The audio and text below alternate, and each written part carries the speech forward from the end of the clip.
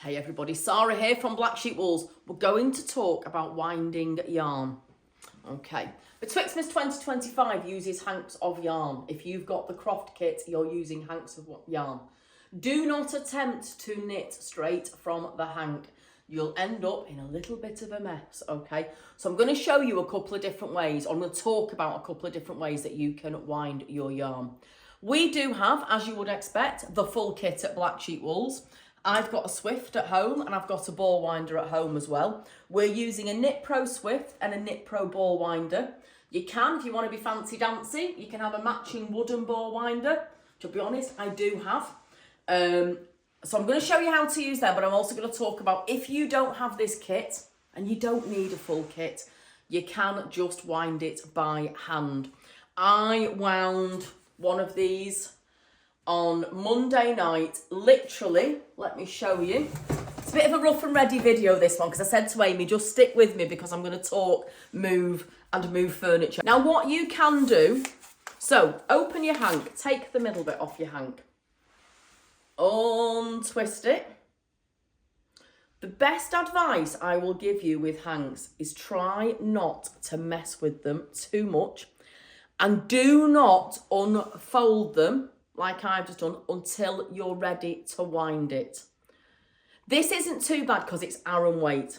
If you're doing 4-ply or lace weight hanks, they can get in a bit of a pickle. So you're gonna unwind your hank. Your hank will have these little threads around them, okay?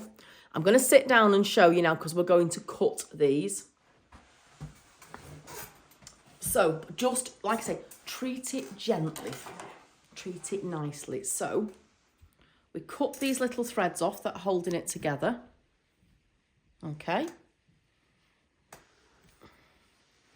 There's one here. One of these, and I think it's this one. Right, that's where the hank is starting. So we're going to leave that. I'm going to cut this. Cut carefully so you don't cut through your yarn. I think that is all of them. And this knot is where the hank is going to start. Now, what you can do, and this is what I did the other night, you can, if you want, put this around your knees, and it's a good idea. I did it with a poof in front of me. This is going to look a bit ridiculous. You can put this around your knees like this, and you can wind really, really slowly. Just start off with the end and wind your yarn into a ball, going round and round and round. And again, do it gently.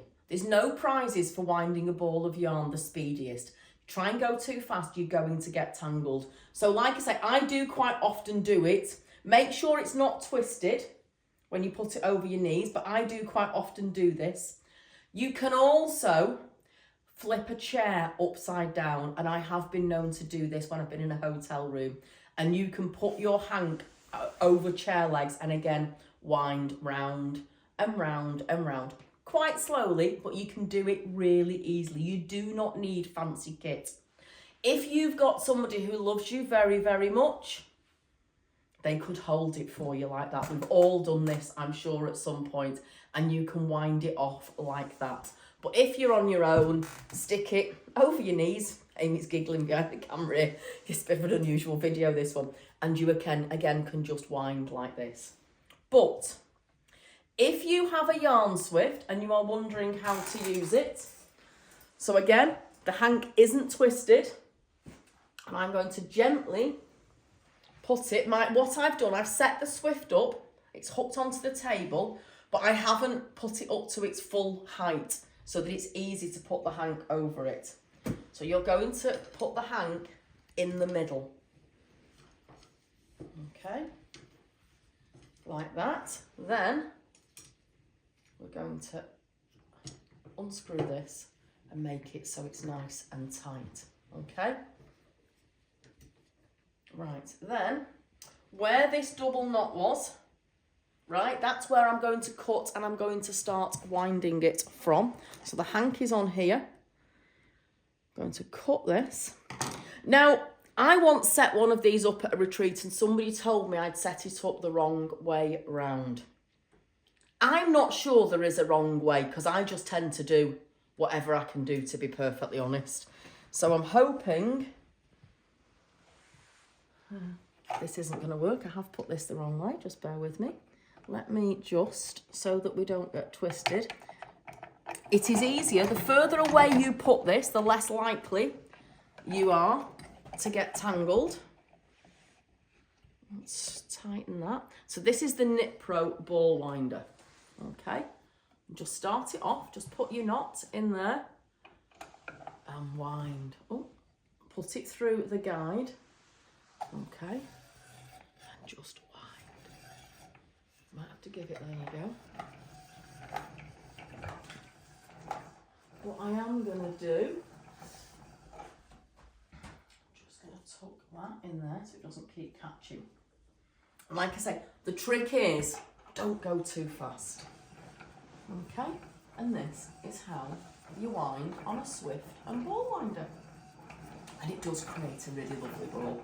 What you can do, you will get a little hole in the centre of the ball, okay, a little gap that you can put your label in. So if you do decide that you want to wind a lot of hanks at once and you're worried you're going to forget what they are, put the label in the middle of them. But like you can see, this is really, really, really simple. But I do want to reiterate, you don't need to spend a fortune on kit like this, okay? You really, really don't. You can do it by hand really easily, but you can see that using a Swift and a ball winder is really not a problem. Very, very, very simple to use. We did once do a spring fling where we gave everybody hanks of yarn. And oh my goodness, my arm was only just recovered because we had to wind a zillion different hanks for people. So since then, if you come to a spring fling or a Christmas do, you won't get a hank of yarn.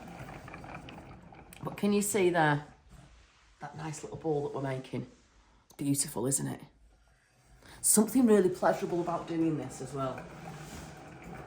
So this is Aran weight, so it shouldn't take too long. I think, is there 200 metres on one of these? Or is there less? 166 metres. When you're winding a ball of 4-ply, it can take you a long time because there's usually about 400 metres. But here you go. It's all going swimmingly well. You do never know. Sometimes you get what we like to call at Blacksheepwools a Hankenstein. A hank that's all twisted, etc. That can be a bit of a nightmare because you do have to keep stopping it. But you will have no problem whatsoever, and you can see how quick and easy this is. Like I say, make sure there's a little bit of distance between your Swift and your ball winder. Da-da! And then gently lift it off.